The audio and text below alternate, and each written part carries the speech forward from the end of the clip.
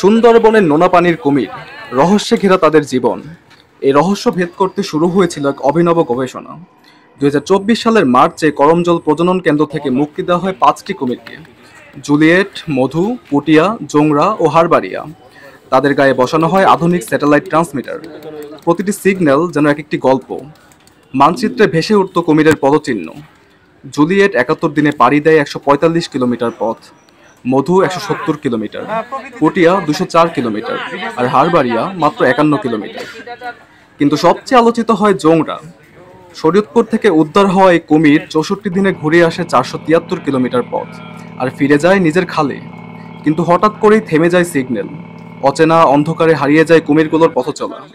এই গবেষণায় যুক্ত ছিল IUCN বাংলাদেশ, জিআইজেড জার্মানি, অস্ট্রেলিয়ার কুমির বিশেষজ্ঞ সামারা ভিরা ও পল বেরি।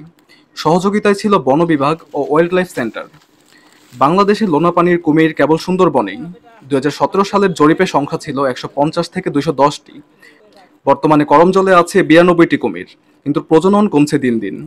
আমরা জানতাম কুমিরের জন্ম, খাদ্যাভ্যাস, আয়ু, কিন্তু চলাফেরা নিয়ে কোনো তথ্য ছিল না।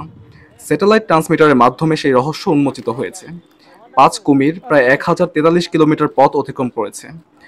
অচেনা বনের অচেনা গল্প বলছে সুন্দরবনের কুমিরেরা। হয়তো একদিন তাদের গোপন জীবনের সব রহস্যই উন্মোচিত হবে। ধন্যবাদ। আপনারা নিশ্চয় জানেন যে সারা পৃথিবীতে 26 প্রজাতির কুমির আছে। এর ভিতর বাংলাদেশে 3টে প্রজাতির কুমির ছিল: marsh crocodile, salt water crocodile এবং ঘড়িয়াল। মার্স ক্রোকোডাইল এবং ঘড়িয়াল দুটো সময় আমাদের পদ্মা নদী বা মিষ্টি পানি এলাকায় থাকতো, ওগুলো বিলুপ্ত হয়ে গেছে, এখন আর পাওয়া যায় না। সুন্দরবনে শুধু একটা প্রজাতির লবণ পানির কুমিরটা ছিল, এখনও কিছু আছে। এখন 150 থেকে 200 কুমির আছে। আর এই যে কুমিরগুলো আসলে কিভাবে চলাফেরা করে এই ব্যাপারে কিন্তু আমাদের সঠিক কোনো তথ্য ছিল না। IUCN একটা উদ্যোগ নেয় এবং বন বিভাগের সহযোগিতায় IUCN এবং বন বিভাগ যৌথভাবে কুমিরের ফিটে স্যাটেলাইট ট্রান্সমিটার ডিভাইস সেট করে আমাদেরকে সুন্দরবনের বিভিন্ন নদীতে 5টা কুমির অবমুক্ত করা হয়।